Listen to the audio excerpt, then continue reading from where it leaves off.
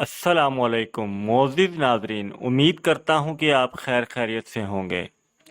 معزز ناظرین، مسلم سائنسدانوں کا جو حشر خود مسلمانوں کے ہاتھوں ہوا وہ عوام کو نہیں بتایا جاتا، بلکہ فخر سے کہا جاتا ہے کہ وہ ہمارے مسلم سائنسدان تھے۔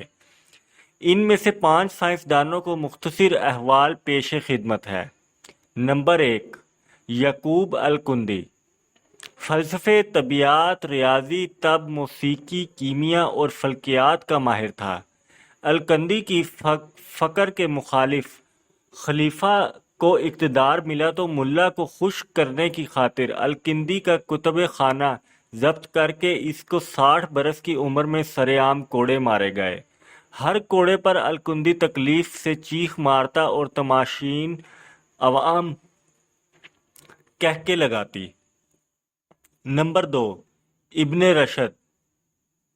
یورپ کے نشانہ ثانیہ میں کلیدی کردار ادا کرنے والے اندلس کے مشہور عالم ابن رشید کو بے دین قرار دے کر اس کی کتابیں نظر آتش کر دی گئیں۔ ایک روایت کے مطابق اسے جامع مسجد کے ستون سے باندھا گیا۔ نمازیوں نے اس کے منہ پر تھوکا۔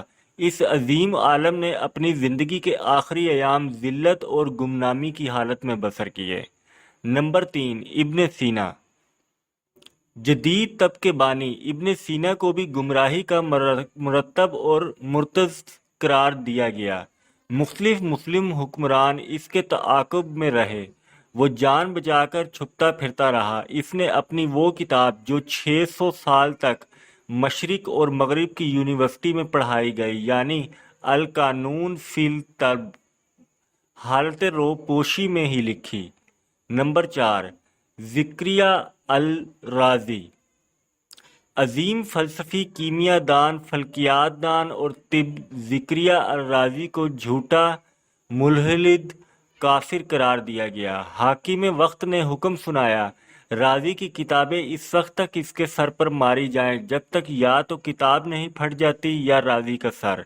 اس طرح بار بار کتابیں سر پر مارے جانے کی وجہ سے رازی اندھے ہو گئے، اس کے بعد موت تک کبھی نہ دیکھ سکے۔ نمبر 5، جابر بن حیان۔ جیسے مغربی دنیا کے لوگ جدید کیمیا کا فرد کہلاتے ہیں، جس نے کیمیا، طب، فلسفہ اور فلکیات پر کام کیا، جس کی کتاب الکیمیا، کتاب السکین، صرف مغرب کی لائبریریوں میں ملتی ہیں۔ جابر بن حیان سے حاکم وقت کا انتظامیہ سلوک تھا۔ حکومت وقت کو جابر کی بڑھتی ہوئی شہرت کھٹکنے لگی، چنانچہ جابر کو خراساں میں رہنا مشکل ہو گیا۔ اس کی والدہ کو کوڑے مار مار کر شہید کر دیا گیا۔ جابر اپنی کتابیں اور لیبارٹری کی مختصر سامان سمیٹ کر عراق کے شہر بصرہ چلا گیا۔